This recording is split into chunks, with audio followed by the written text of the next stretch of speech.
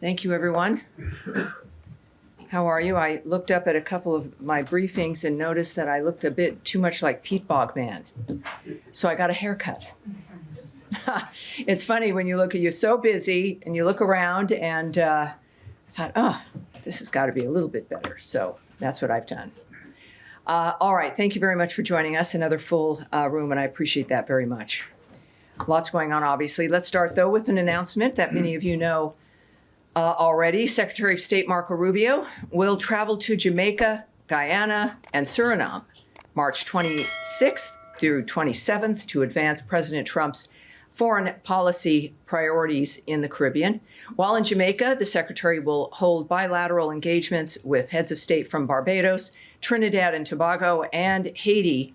Secretary Rubio's engagements with our valued Caribbean partners will promote regional cooperation, and which is we're working on, of course, to end illegal immigration, counter transnational organized crime, strengthen regional actions to address Haiti's political and security challenges, and strengthen the United States economic partnership with Caribbean countries.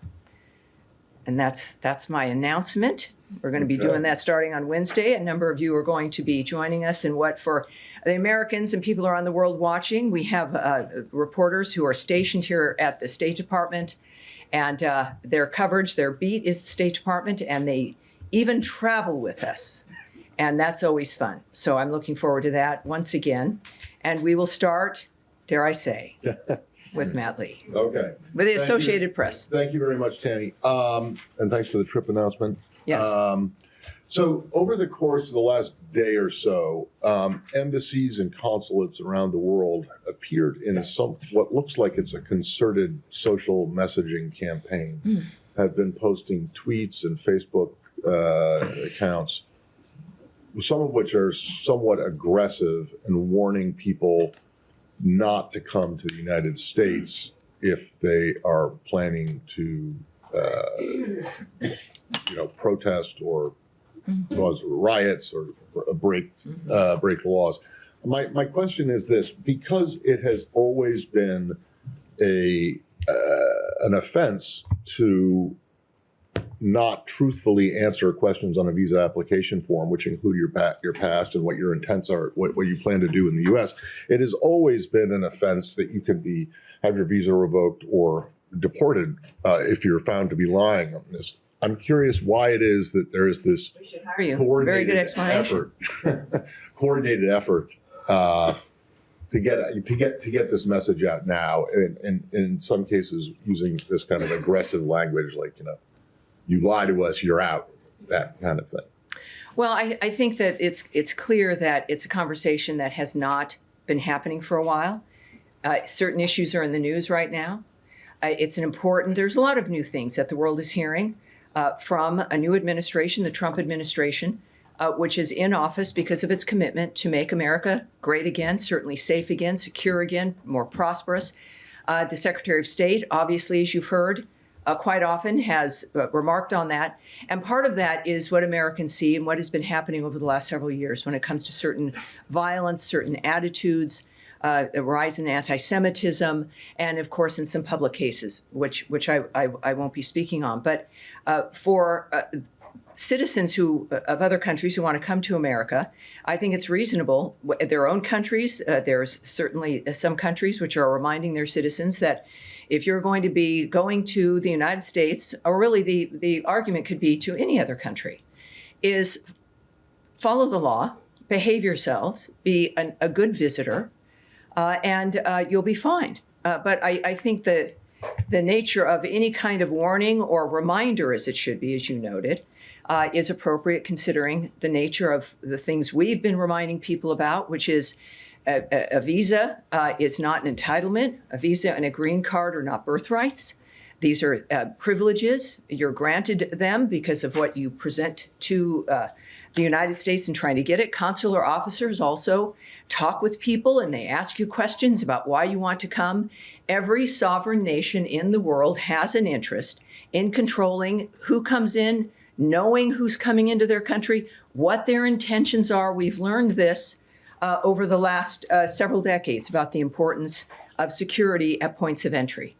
The world knows it, and so do we. And it is a good reminder, and we look forward to people taking it seriously. All right. Yes, Andrea Mitchell.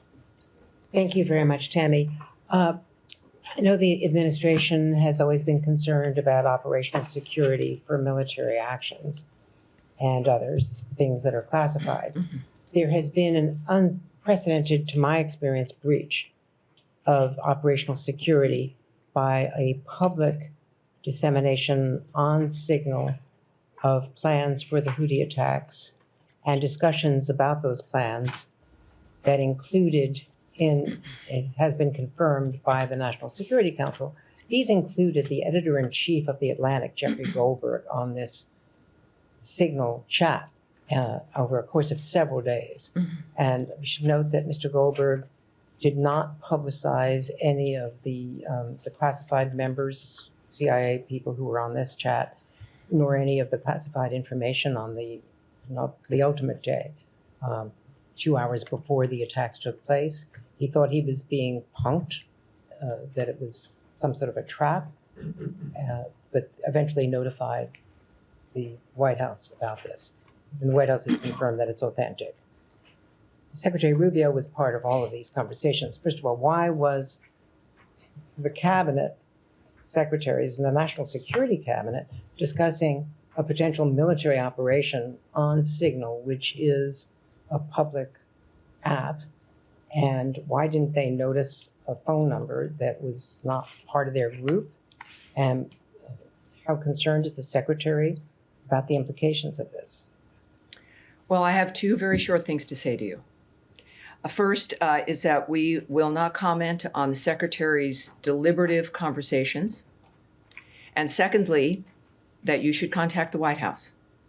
But in this regard, this was a very extensive series of conversations involving, a very important military action. And the Secretary of State is the leader of foreign policy. Shouldn't he have an opinion about this? Well, from this podium, I'm not going to comment, and never would I comment in any framework, the Secretary's deliberative conversations in any regard. All right. Are you Yes, concerned about Daphne. the breach I'm not. of security? I've said it twice, and I appreciate your persistence. It's why you're who you are. But I won't be commenting on that particular framework. All right, Daphne, go ahead. Turning to Russia, Ukraine. I wish you wouldn't, but yes, of course. Trump said today that territory was being discussed. So I just wanted to follow up on some comments that Witkoff made over the weekend about Crimea, Donbass, and regions annexed by Russia. He said that the question is, will the world acknowledge that those are Russian territories? Is it the administration's view that Russia has a legitimate claim to these regions? What I can tell you, first of all, of course, is I'm not going to speculate. And once again, because of the approach of this administration, there are a lot of diplomatic talks going on. There's a lot of summits happening. There's a lot of conversations happening, the supermajority of which I cannot comment on to you about those kinds of discussions or the commentary from which they may or may not have been gleaned from. What we do know, and I would refer back to the nature of what we're trying to do here, and what we've said is first and foremost in our mind.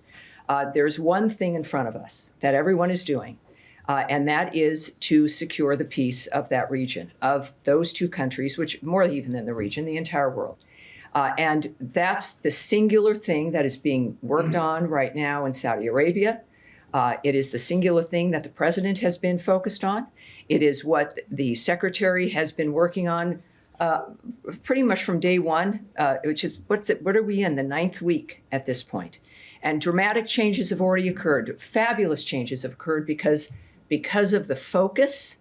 And there's really no other way to do it. You've got to have a dynamic that you're going to convince people that they can embrace and agree to. And the only way to do that is to stay with a framework that doesn't change, doesn't morph, where there's not distractions that you led away from the focus on what it is we're trying to accomplish. So that's what we're dealing with in this regard. And I think just a reminder that until there is a ceasefire, a full ceasefire, that's when, as the president has noted, and certainly the secretary, that until there's a ceasefire, that's when we can then discuss the differences in what proceeds after that when it comes to an enduring peace.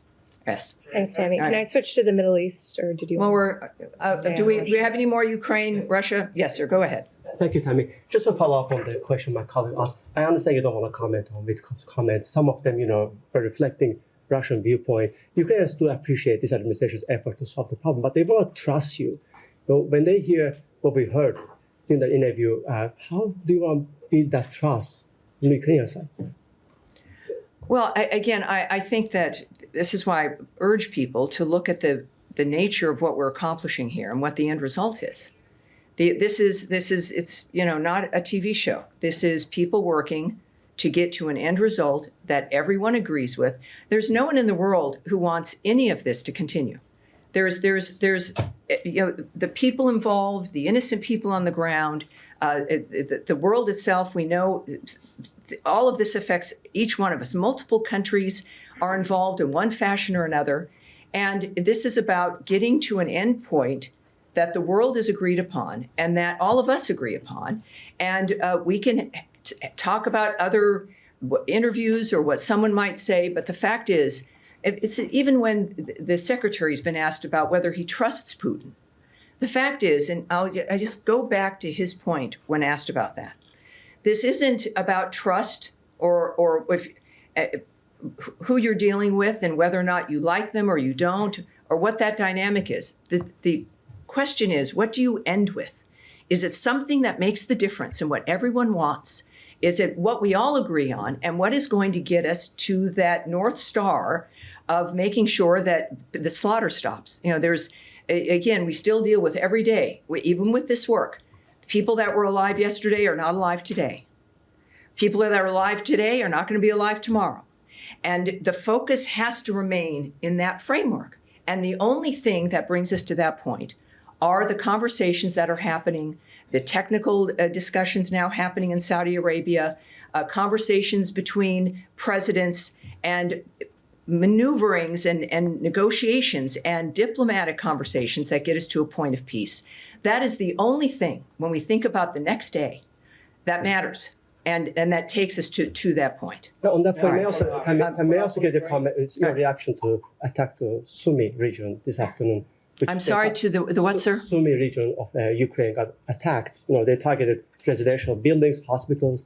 Over 90 people got injured. 17 of them are children. Any reaction to that, please?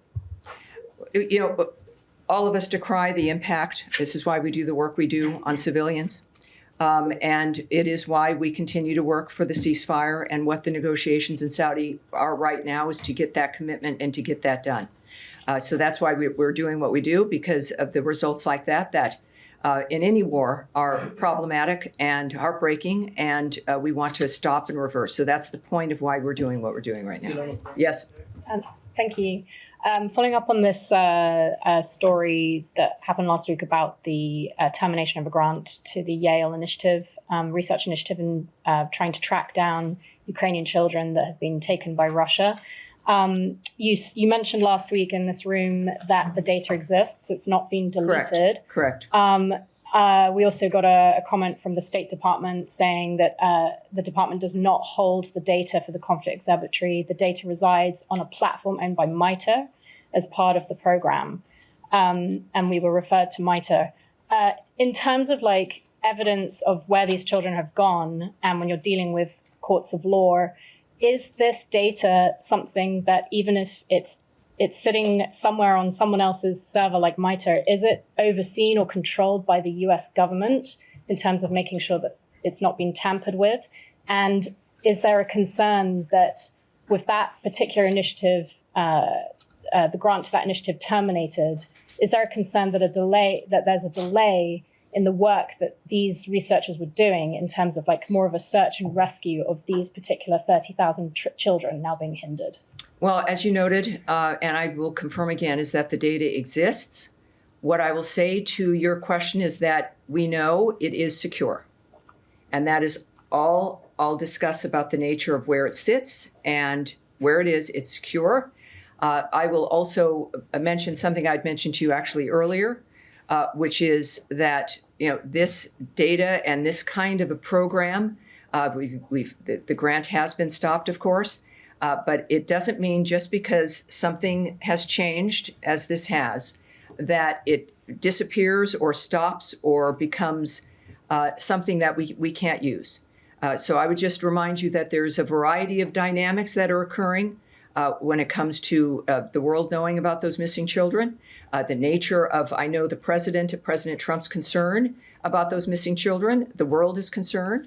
And the fact, to say the least, Ukraine has been advocating for this. They've been passionate about saving their nation and certainly getting those children back from Russia. And I think that this is, when we think about now the nature of the negotiations, or certainly the conversations, that is part of those conversations. And it's something that we all hope will be resolved sooner than later. Yes, sir. We ready to move on to the Middle East, or you want? I think we should. Sure, let's do it. So 2 topics for you. I'll squeeze them in back to back. Mahmoud Khalil, there was a DOJ brief filing with the court regarding his case. Mm-hmm. And one of the assertions in there was that he had failed to mention part of his resume, part of his history. And one of the things that DOJ brought up was his work with UNRWA.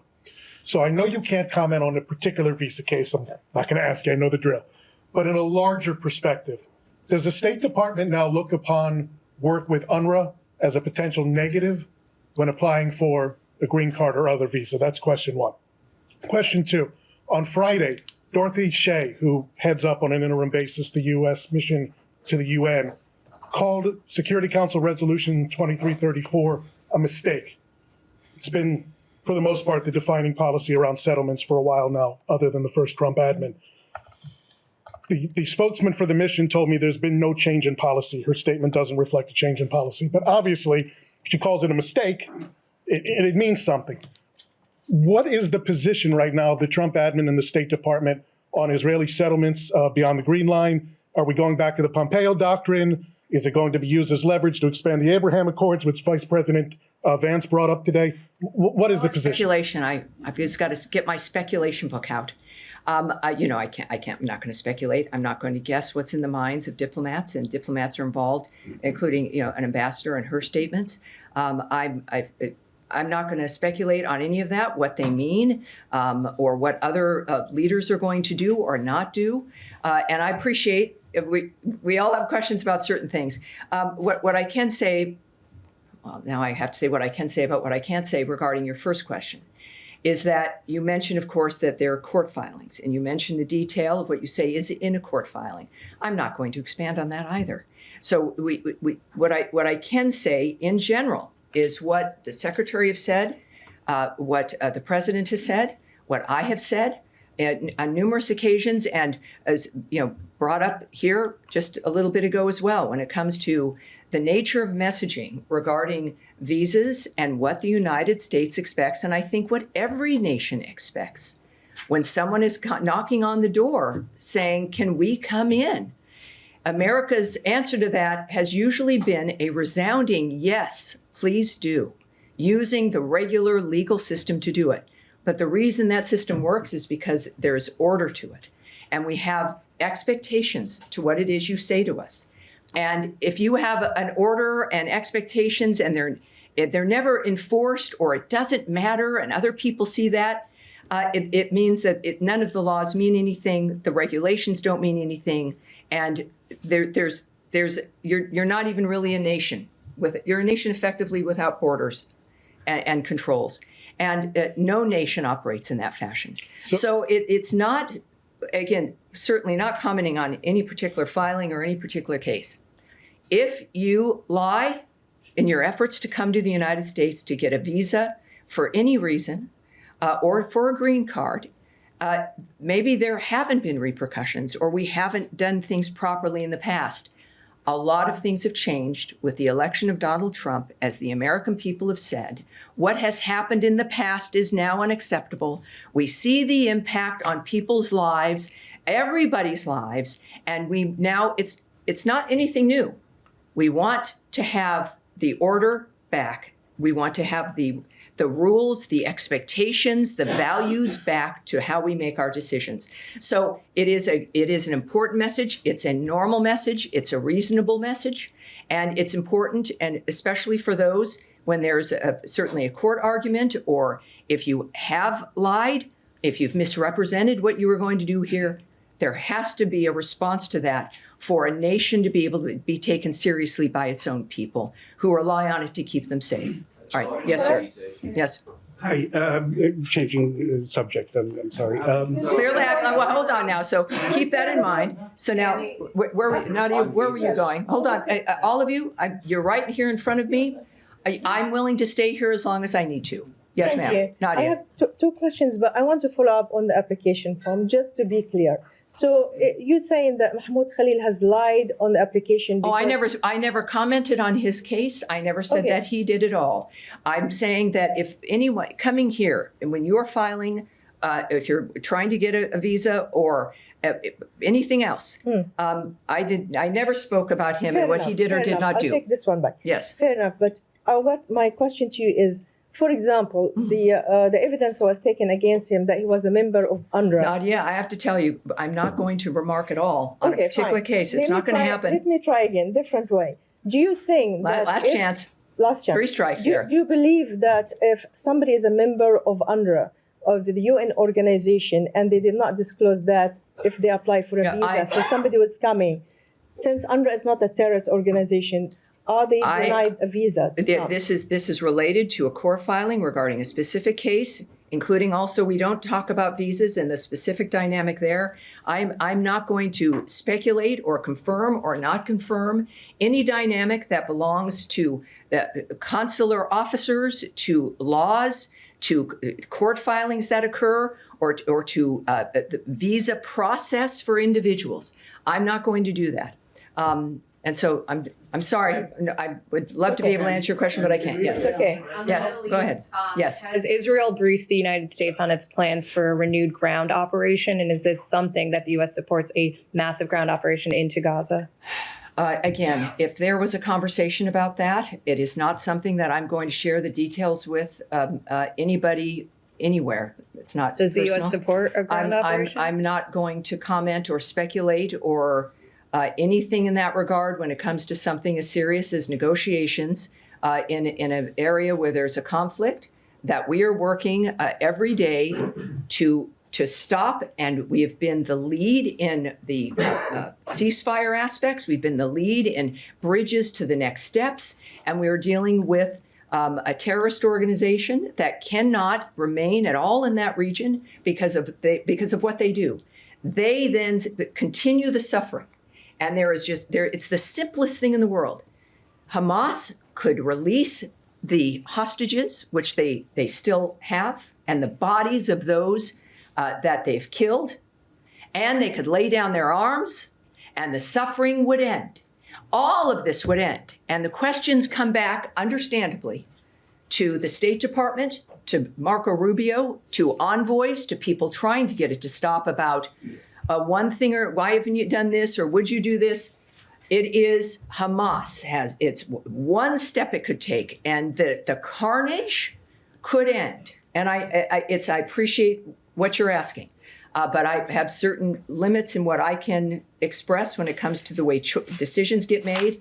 But what we do know is that decisions have been getting made that have stopped the fighting, that have given us the first glimmer of hope in ages. And we're going to continue that kind of work because we do care and we are determined to get peace. And we're the closest we've been in most areas than we've been in ages. And that needs to continue. Yes, sir, in the back. Can I follow up? Not at this moment. Yes, sir, in the back. I have a question on Ukraine and the European, if I can go back a little bit. My first question is, on which level the European Union will be involved in the talk in Saudi Arabia, if they will be involved? And the second one, if you can give us some more glimpse of the talk, what can you, like something that you can share with us, like related to the ceasefire, like the Black Sea, or the part of, are we talking about part of Ukraine that's going to be given to Russia or other left to to Kiev. Can you give us a little more? Well, I'd already mentioned before in being asked about Please. comments on issues after a ceasefire. There is one thing we're working on, that's a ceasefire. I have nothing to say about what comes after a ceasefire, which has to be manifested in full. And we are close to that. This is what's fascinating. We've never been closer, a breath away from a full ceasefire. And then full stop, then a discussion about an enduring peace. It's doable. Humanity has done it in the past. We can do it again, but this is the time where there has to be new ideas, where this dynamic has to stop. What I can tell you in general, you mentioned the Black Sea, is we do have negotiating teams, of course. They're meeting in Saudi Arabia to discuss broadening the ceasefire to the Black Sea on the way to the full ceasefire, which is always the prize. That's the prize right now. There's no other prize. To fully restore peaceful commercial activity. The Black Sea, of course, is key to that. We are continuing contact with both Russia and Ukraine. We're committed to continuing our work to bridge that gap. As the Secretary said repeatedly, both sides will have to make compromises as we are working in this ceasefire range. President Zelensky has agreed on a partial ceasefire against energy infrastructure and has reiterated his willingness to adopt a full ceasefire. There's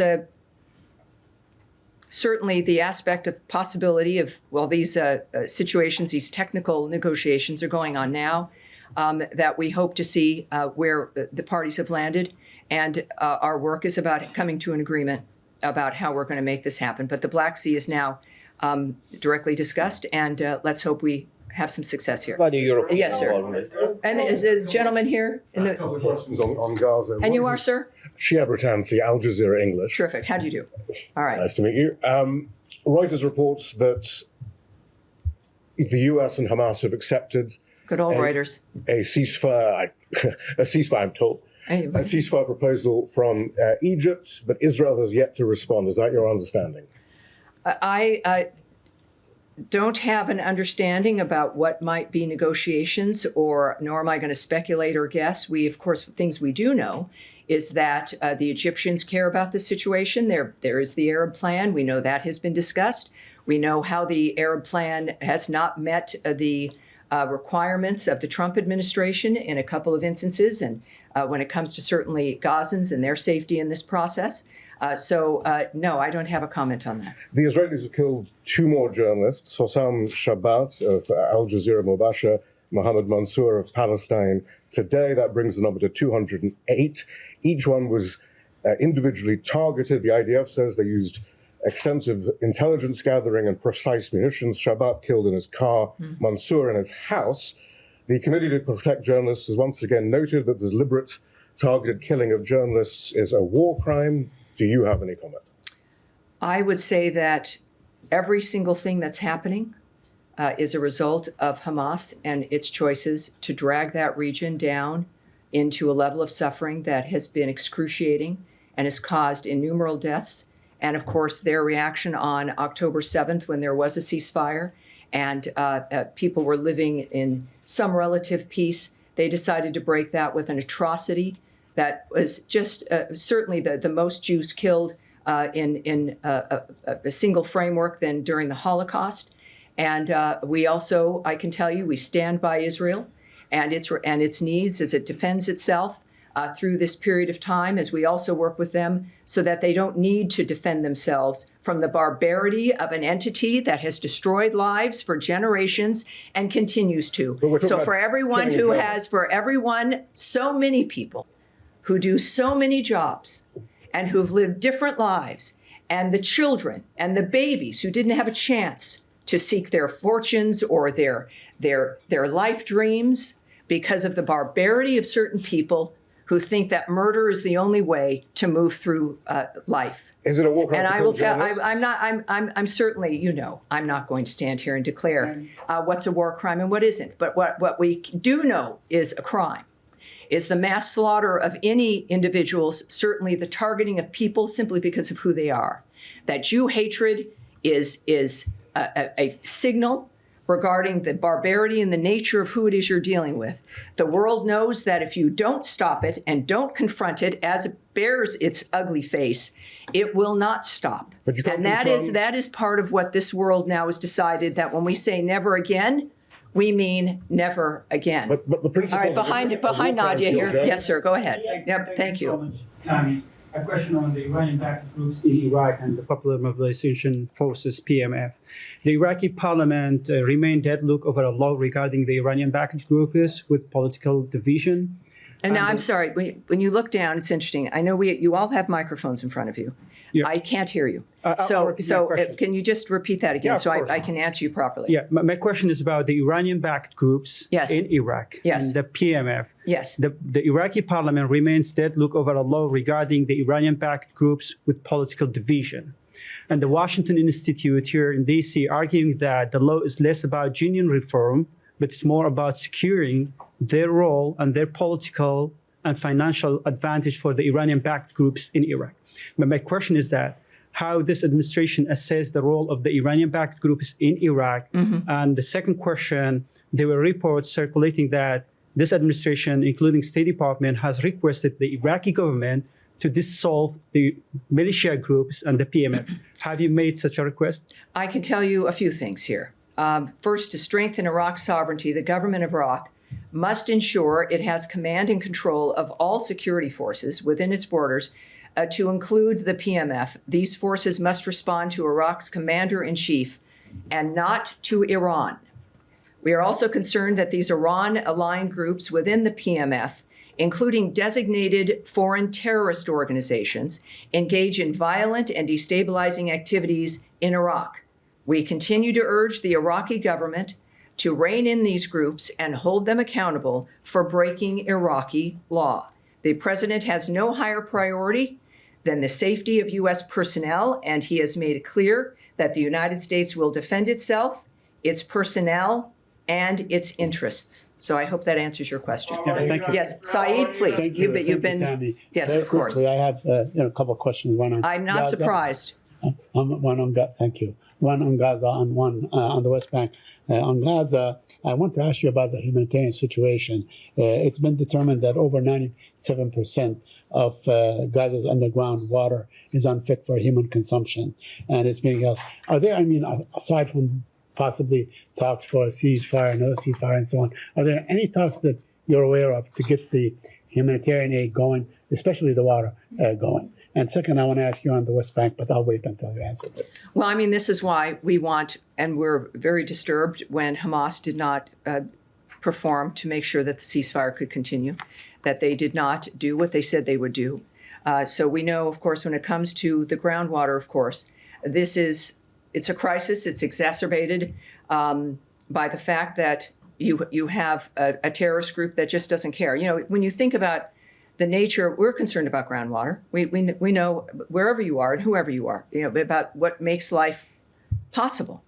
And yet you are dealing with an entity controlling and had controlled that area that not only is not caring about the nature of a quality of life, they don't care about life at all. Their reason for being is to use human beings as human shields and to murder and to rape, to just create a kind of suffering that is unimaginable for civilized human beings. So, of course, we care about this. This is why this administration has been determined and has been focused on changing that environment so it doesn't repeat for every generation. There's a certain point where all of us in this room will be gone from this planet.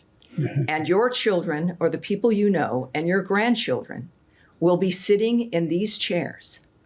If we can, as our generations, can try to please, there'll always be problems. But with what we've learned over the last several centuries, certainly the last century, and the beginning of this one, is that it cannot continue, so that they can have other conversations, and maybe even better ones. But that has got to be what we focus on. And I think that it's I don't want to just say it's not a given. But every time I see you, Saeed, you ask me questions and I answer you in a similar way. And I believe I like you. You've gotten to know me a tiny bit. Is that I am serious when I say these things to you. and say them to you from my experience working in this building with the people who've devoted their lives to dealing with these issues. People, I've mentioned the career people before, the bureaus that are in this building that work on the issues in the regions, certainly the people who are voted in by the American people. And it is every day, maybe I don't know what happened before in the last 50 years that makes it still an issue now. We are serious, beyond serious, that it's going to end. So I'm going to leave from there because I do, through the rest of the day and through this briefing, I end up answering, I think, many of your questions. Okay. And we're going to continue on. All right, now we're waiting patiently. Thank you, sir. Thanks, Tammy. Since this is my first briefing with you, Leon Bruno, AFP. Excellent. Thank you, sir. Appreciate it. Is aware. Yes. I have two unrelated questions. Please. No way. Unrelated. All right. Unrelated, yeah. The first is I'd like to go back to an issue which I think is important, which is U.S. aid and humanitarian aid in general. I know you've been asked about this, and you've said that the administration wanted to go after waste and fraud and what have you. Well, they wanted to. When they did. Yeah. Yes. There's been many dire warnings today from UN AIDS agency. Last week from the UNICEF, the children agency. Also last week from the UNHCR, the refugee agency. Basically, the bottom line is, okay, you cut funding, you did this, you did that, but it's having and will have a major impact because it's disrupted many programs, especially from the UN and all that. So, and by dismantling USAID, who are experienced in delivering aid, and there were thousands of people doing it, who is actually doing now the control, coordination, and distribution of whatever aid is left at State Department? Are you equipped for that? And second, related to this is, what is your general comment as to these very dire warnings from very serious people about the millions of children or people who are going to suffer? Yes. And then unrelated question after. All right, thank God, because I was going to want to answer this one certainly first. And you haven't been here because we have been talking about this a lot.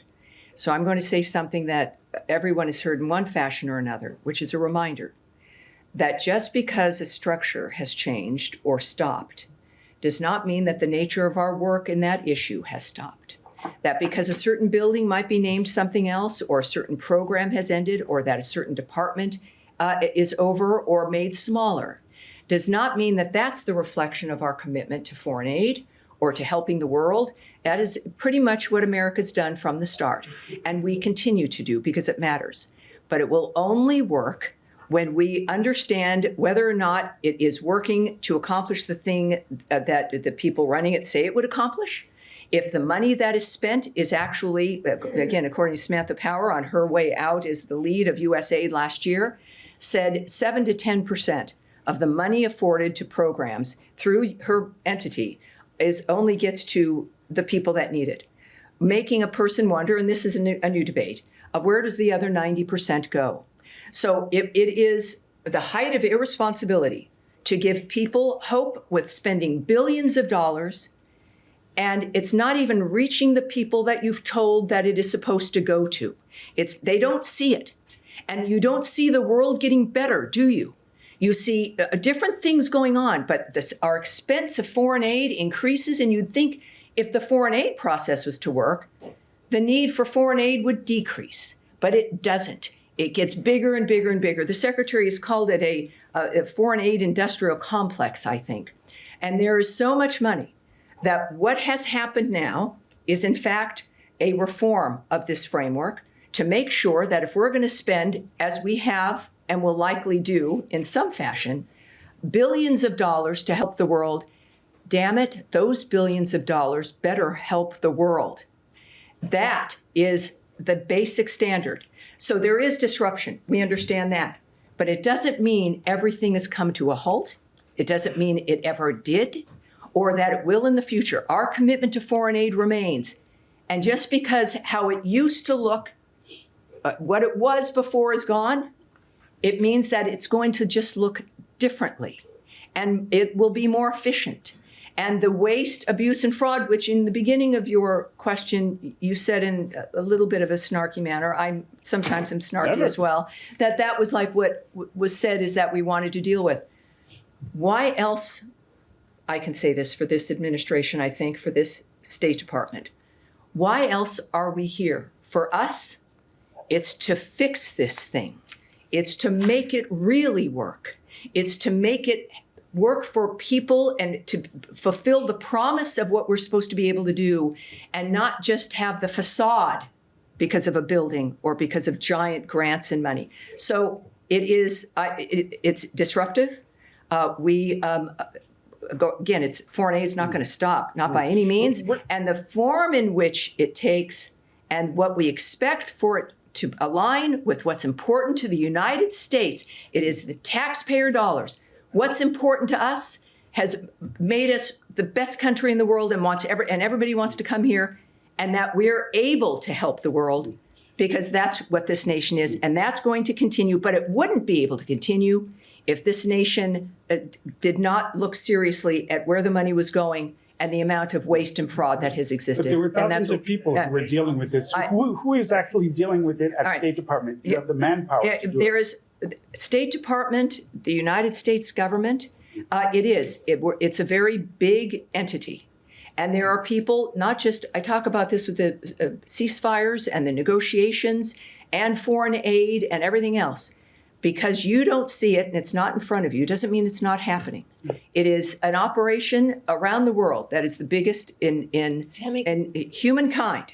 So I'm going to move on from that because coming now to each of the briefings would be good because you would have heard these answers beforehand. Yes, Andrea, let's get to some people in the back who've had their hands up. Glasses on, please. Yes, sir. Go ahead. I have a question back to the West Bank. I'm wondering if you've seen reports that the co-director of the Oscar-winning film No Other Land was just beaten by settlers and taken from the ambulance from which he was carrying.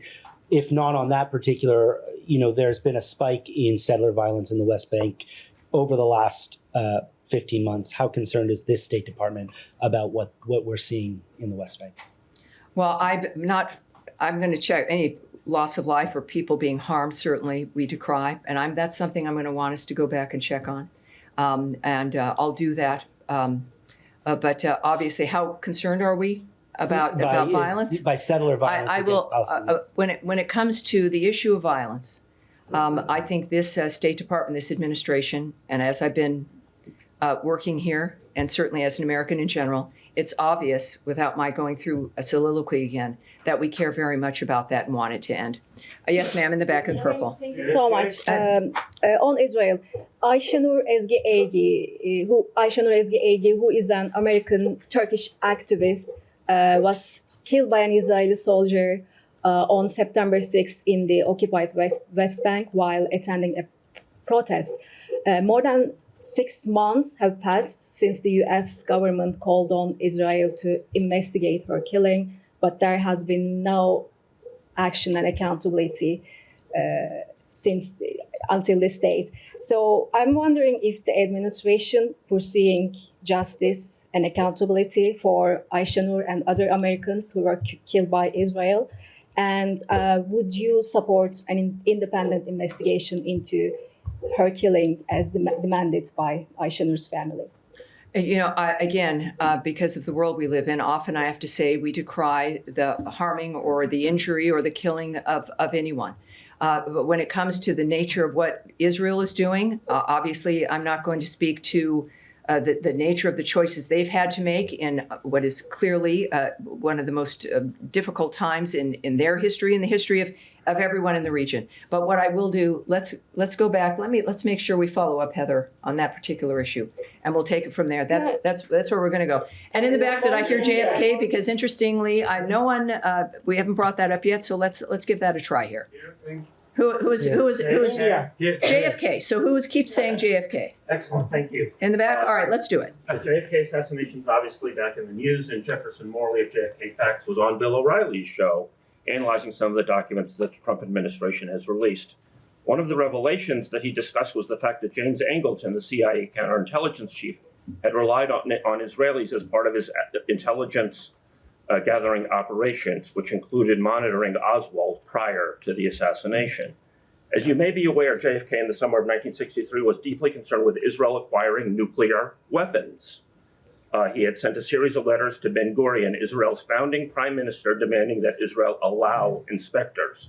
Ben-Gurion resigned just when he was pressed on the issue. I've got something I can say to this. Yeah, I do. You want me to say something? I got a question for you. All right. Israel continued stalling the inspections, and JFK was, of course, assassinated in November. Every president since has adopted Israel's policy of refusing to acknowledge the existence of Israel's nuclear arsenal. My question to you is, will this administration finally do so? Boy, we went from JFK and then to now Israel's nuclear arsenal. No, I understand. I understand. Here's what I will tell you about the JFK files. There's about 80. Excuse me, sir. Please. Thank you. About 80,000 pages of unredacted records related to the Kennedy assassination are currently being released, and I think that they've finished at this point by order of President Trump. We know that also, as I'd been asked before, if there was any other material anywhere, this is it. This is all the material. It's out, and again, unredacted, and so that's good news. For my generation, this is also good news. Certainly, as you grow up with that kind of a dynamic that happened in this country, and now, of course, we happily can say that Robert F. Kennedy Jr. is contributing to the nature of our nation and making a difference as well. As far as the speculation and conspiracy theories about what was happening regarding that assassination and in the decades that followed, I have no comment for you, and nor am I going to speculate or comment on that. But I appreciate you being here and asking me that. At the end, yes, sir. Go ahead, please. Thank you. Go ahead. Bangladesh. Yeah, please. Let's keep going. Thank you, Tammy. On Bangladesh, I have two questions. Bangladesh Army Chief warns of imminent Islamist extremist attacks on Bangladesh. Given the U.S. commitment to counterterrorism, what step is the U.S. taking to prevent Bangladesh from becoming another Afghanistan? Tammy, I have second question. How is the U.S. government addressing the unlawful imprisonment of journalists under Mohammed Yunus government and working to uphold press freedom in Bangladesh? Thank you. Yes, well, with the questions that we deal with a lot, I think that we go back to what's most important in the nature of how we handle other countries, what we expect of them, if we consider them our friends, the diplomatic scenario. Fortunately, we have an administration and a Secretary of State who is completely committed to diplomatic resolutions, to face-to-face conversations with our friends around the world, and certainly the impact, hopefully, of our strength and our president, who is known for taking things seriously,